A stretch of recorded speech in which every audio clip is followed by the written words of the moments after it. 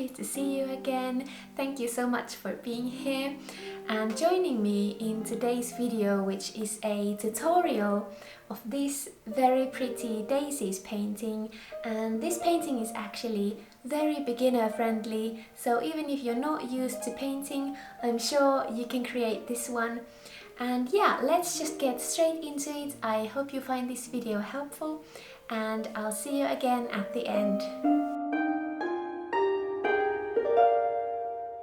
Let's get started with the preparations. For this painting, you will need acrylic paints in sap green, chromium oxide green, primary yellow, burnt sienna, Mars black and titanium white. You can use any brand of acrylics that you have. You will also need a canvas or a canvas board of any size of your liking. I'm using a canvas board in size F2. You will also need paint brushes in various sizes, depending on your canvas size. I recommend having a flat brush and 2 or 3 different sized round brushes. I also recommend having a very small and sharp detail brush, but that's not essential. And don't worry if you only have 1 or 2 paint brushes, you can still paint this piece. Let's start with mixing a decent amount of sap green and about same amount of Mars black. This will be the base of the painting. I'm painting over an old flower painting of mine, so don't mind the weird bumps on my canvas. Cover the entire canvas in this very dark forest green. Acrylic paints are quite thin, so you will need to add 1 or 2 more layers to make sure no white can be seen through. Make sure to let the paint dry completely between layers. The drying of acrylic paints will take approximately 10 minutes or less if you use a hairdryer, for example.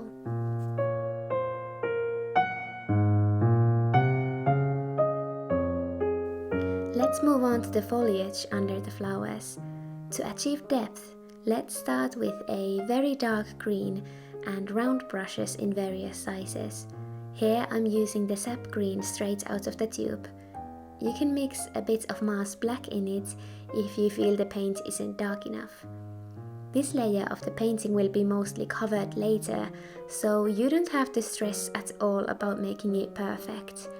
This is also a good moment to practice painting different kinds of leaves and blades of grass before the later stages of this painting. Just fill the entire canvas with all kinds of leaves. They can even be in funny shapes.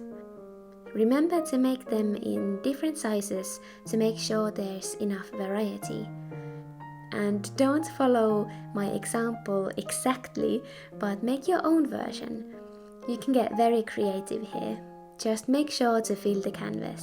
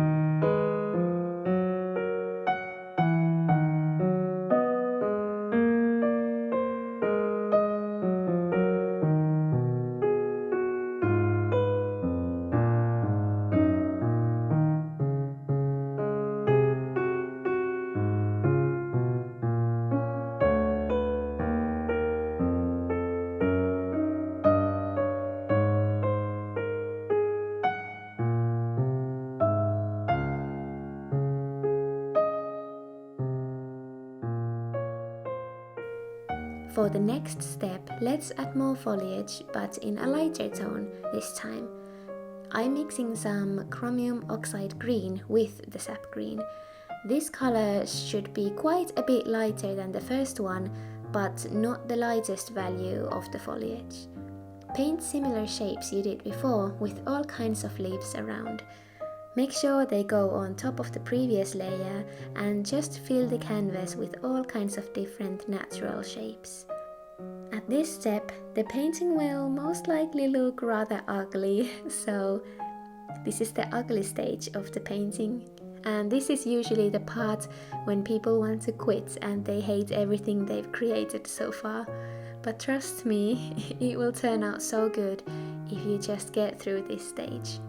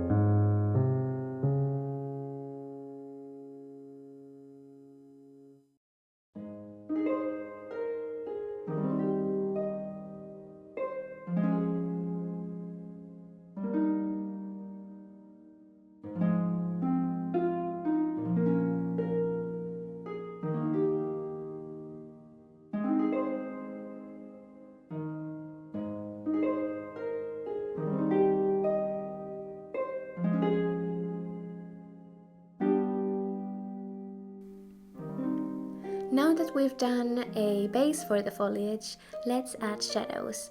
I'm mixing a tiny bit of the sap green with the shade we used previously to make it just a bit darker. If you use Mars Black, it will also tone down the saturation of the color, so I recommend mixing with the sap green this time. So I'm imagining the light is coming from above the painting and adding shadows to the leaves. The light will hit the plants differently, so you don't have to be too precise about where you add the shadows. Just make sure to add some to all of them. This will bring more depth to the painting. You can also use a detail brush to add even smaller and darker details to the leaves if you wish.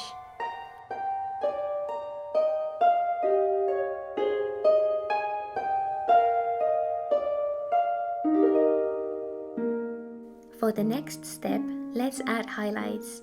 I've mixed some titanium white with the green we used previously to achieve this very light green tone. I'm adding this mostly on the upper parts of each leaf, and you can see it really starts to bring the painting to life. It might look a bit harsh at this point, but once we add the white flowers, this light value won't look so bright anymore.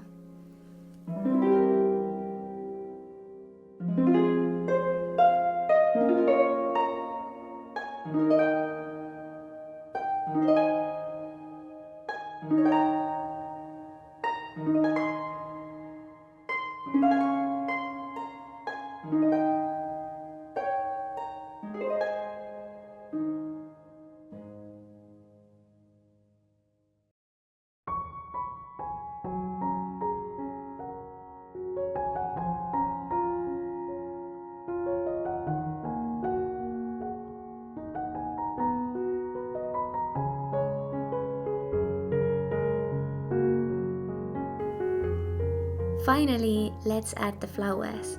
I'm using titanium white straight out of the tube.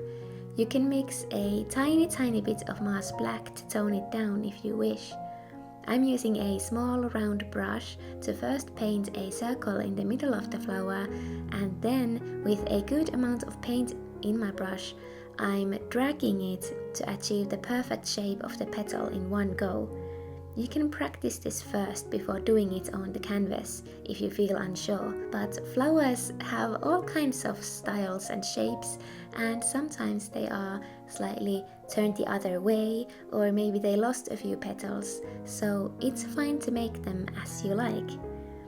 Just add as many of these flowers around the canvas as you wish.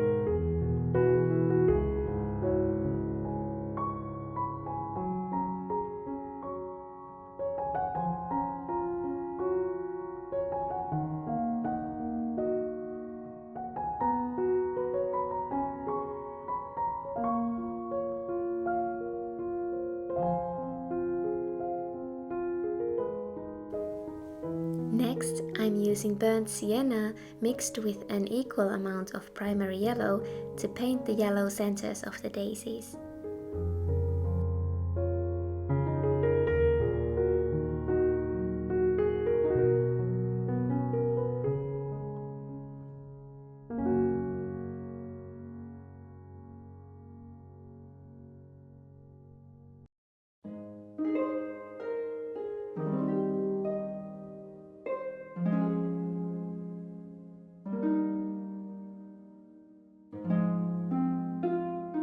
I'm also adding some primary yellow on top of each one to create more depth and detail.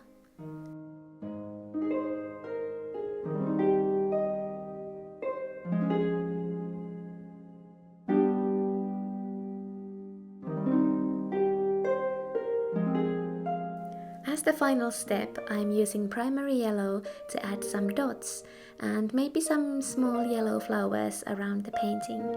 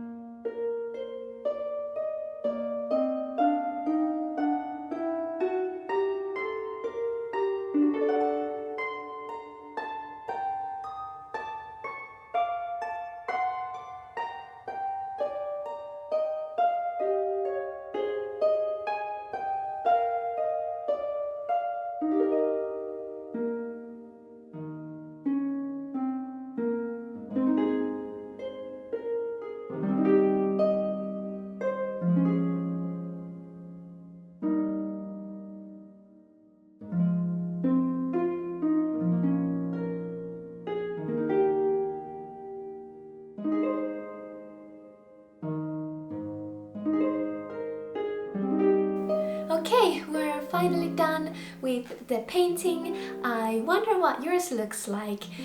If you'd like, you can share it on Instagram and tag me in your photo so that I can see it. And yeah, I really hope this tutorial was helpful, and I'd love to know what kind of tutorials you'd like to see next, so please comment that down below.